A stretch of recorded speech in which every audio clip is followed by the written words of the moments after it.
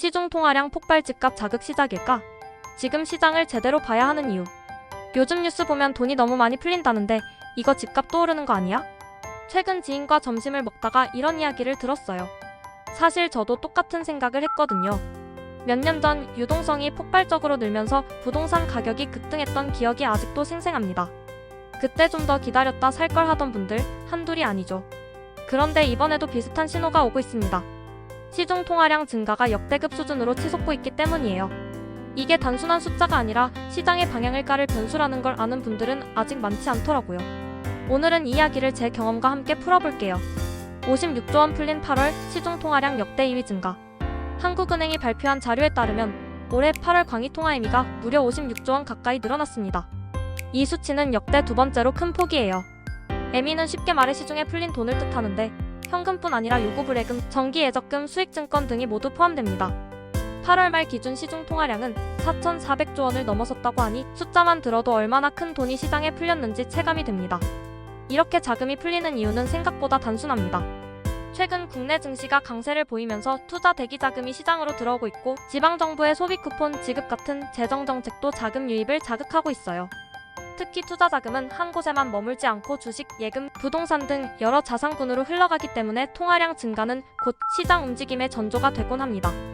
유동성 증가와 부동산 가격은 정말 연관이 있을까? 여기서 많은 분들이 가장 궁금해하는 부분이 바로 이거예요. 통화량이 늘어나면 정말 집값이 오르나요? 이건 단순한 감이 아니라 데이터로도 확인이 됩니다. 한국개발연구원 KDI의 분석에 따르면 통화량이 1% 증가하면 주택가격은 1년간 약 0.9% 상승하는 경향이 있다고 해요. 실제로 2021년 매매 증가율이 11.7%까지 치솟았을 때 2022년 실질 주택가격 상승률은 14%대까지 올라갔습니다. 저도 그 시기 주변에서 지금이라도 사야 하나?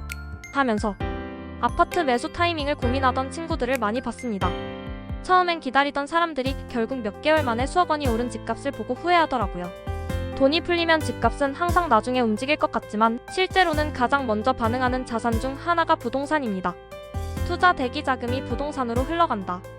요즘 통화량이 늘어난 건 단순한 우연이 아닙니다. 증시 강세로 투자 대기 자금이 늘어나고 지방정부의 재정 지출이 겹치면서 시중에 자금이 넘쳐나고 있어요. 특히 9월 외국인 투자 자금도 91억 달러 이상 순유입되면서 시장 전체의 온도가 올라가고 있습니다. 이렇게 자금이 풀리면 가장 먼저 움직이는 건 주식시장, 그 다음이 부동산 시장이에요. 이미 몇몇 지역에서는 아파트 호가가 조금씩 오르기 시작했고 거래량도 소폭 증가하는 움직임이 보인다는 분석이 있습니다. 시장의 분위기는 생각보다 빠르게 변해요. 저는 2017년에도 비슷한 흐름을 봤습니다. 금리 인하와 유동성 확대로 증시가 먼저 올라가고 6개월 뒤 부동산 가격이 본격적으로 뛰기 시작했죠. 당시엔 이렇게까지 오를 줄 몰랐다는 말이 정말 흔했어요. 지금도 분위기가 비슷하다는 점 개인적으로 조금 섬뜩하기도 합니다. 기준금리 인하가 어려워진 이유.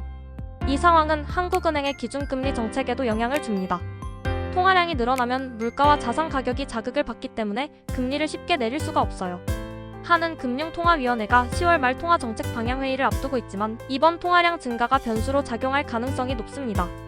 금리를 내리면 유동성은 더 커지고 부동산 시장에 불이 붙을 수 있거든요.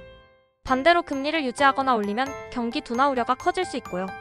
이런 상황에서 투자자 입장에서는 시장의 속도와 방향을 잘 읽는 게 무엇보다 중요해집니다. 지금 시장을 바라볼 때 중요한 포인트. 저는 지금 시장을 이렇게 정리하고 싶습니다. 첫째, 통화량이 역대급으로 늘어나고 있다는 건 명확한 사실입니다. 둘째, 통화량 증가는 자산시장, 특히 부동산 시장에 빠르게 영향을 줍니다. 셋째, 금리 정책은 이 유동성의 흐름을 바꾸는 키 역할을 합니다.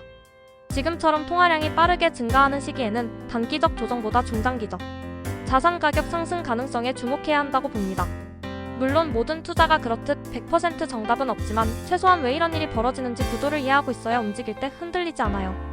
개인적인 투자 전략의 변화. 저는 이런 상황일수록 무작정 뛰어드는 게 아니라 유동성의 방향을 먼저 체크합니다. 예전에는 금리 인하 뉴스에만 집중했는데 지금은 통화량 데이터를 꼼꼼히 보는 습관이 생겼어요. 돈이 어디로 흐르는지 알면 투자 타이밍도 달라지거든요. 최근 부동산 시장에서 저평가 지역을 미리 찾아보는 이유도 이 때문입니다. 2021년에도 돈이 풀리기 시작할 때 미리 움직인 사람들은 몇 년 만에 큰 수익을 거뒀습니다. 반면 뉴스 보고 따라간 사람들은 이미 고점에 들어간 경우가 많았고요. 이건 경험으로 배웠습니다. 결론, 유동성은 방향을 만든다. 오늘 이야기의 핵심은 이겁니다. 통화량 증가, 자산시장 방향성 신호.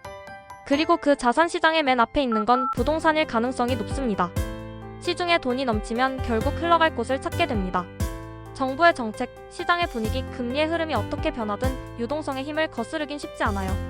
저는 지금이 조급하게 움직일 타이밍이라기보다 흐름을 정확히 읽고 전략을 짜야 할 시기라고 생각합니다. 앞으로 몇 달간의 시중 통화량 증가 추이는 시장의 중요한 변곡점이 될 수 있어요. 숫자를 그냥 뉴스로 보지 말고 방향으로 읽어보세요. 그게 시장을 읽는 진짜 힌트입니다.